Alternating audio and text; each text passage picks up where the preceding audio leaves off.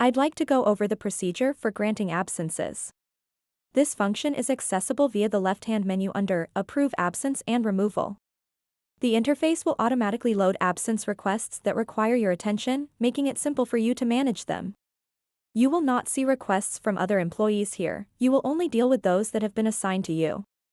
The absence requests are presented below each other in a simple layout on this page.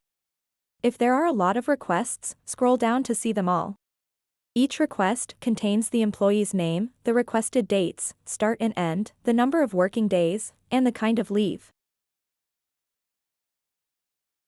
For example, you may encounter numerous sorts of leave, such as ordinary leave, paternity leave, or unpaid leave. Keep in mind that the specific leave kinds may differ depending on the software, however, all important leave types are usually covered. A leave request or a withdrawal request might be submitted. If the employee included a comment while submitting the request, it will be displayed here, along with the request date. A red exclamation point shows 3 days before the requested leave date to indicate that the request is about to expire and should be addressed as soon as possible. This field remains empty if the proposed date is more than 3 days away. I must choose one from the list to review a request. When I do this, the software displays important information on the right side of the screen. This comprises the employee's name, in this case, Ferenc Japesh, the amount of leave taken, the remaining leave balance, and the leave pro rata temporis indicator. A heat map is also displayed at the bottom. Employees can also view this heat map, but their names will not be published. It assists them in determining which days have received absence requests. For example, if a column grows on the 28th of the month, as in the example for September 28th, it represents how many people have sought an absence for that day. When it hits the top, it means that the setting's minimum required staffing level for that group has been met. This means that extra employees will be unable to take leave on that day. This represents the optional heat map threshold. If the administrator decides, the software allows you to grant leave to everyone, but you may verify here to see if it complies with the established parameters. Managers can search the list of employees on leave by name. They can accomplish this by clicking on the heat map group, which will show the details for that group, allowing them to see the names of employees who have been given leave. In the current instance, Ferenc Japesh is on leave. We are examining his request, and this group has no other employees. If I choose another colleague, say Alexander Marcel, his information will appear on the right, as will his heat map, which will show his group at the bottom. This heat map's presentation is determined by the software's settings, and it is also possible to have numerous heat map groups rather than just one. If the heat map section is empty, it means it hasn't been populated, but there is a software option to do so, which can be adjusted afterward. To analyze a specific employee's request, I'll select that employee from the list. I can accomplish this by filtering on the employee's name. The software will give matching results if I enter at least 2 characters.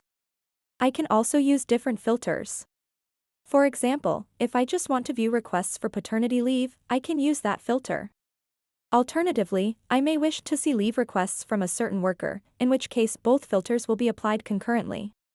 To demonstrate how this displays on the employee's interface in the software, I'd like to allow one of the Ecukor Borso absences and reject the other. As previously said, we must first choose the row in the interface before proceeding. If I wish to select everything, I can do so by clicking this green double check mark. I can approve or reject all 3 requests by clicking the checkbox for approval and the little line icon for rejection. Alternatively, I can tackle them one at a time. I can reject numerous requests at the same time by holding down the left control key and selecting them with the left mouse button. Assume I agree to accept the request for October 11th. As previously said, I can approve using the checkmark or the messages button. I can send a short message to Ecukor Borso by clicking New Messages, and then accept or reject the request based on my response. So, one day, I'll use the checkbox to accept and the small line icon to refuse.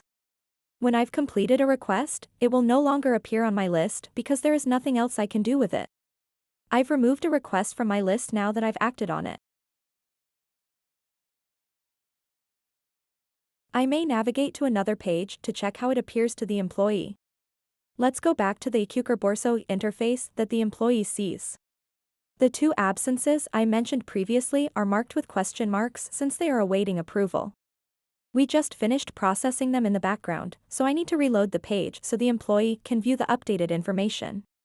After refreshing, you'll notice a checkmark on the first day, indicating that it was accepted. When I hover my mouse over it, the software confirms that it has been accepted. The other omission is in the rejected status but is still visible in the UI. If the employee attempts to request another absence, such as being unwell, the program will refuse because there is already a documented holiday. To proceed, the existing absence must first be erased. This is accomplished by choosing it and clicking the red X to delete it. In this case, Cucurborso has the authority to begin the cancellation. Managers can also adjust their colleagues' absences without requiring the employee's agreement.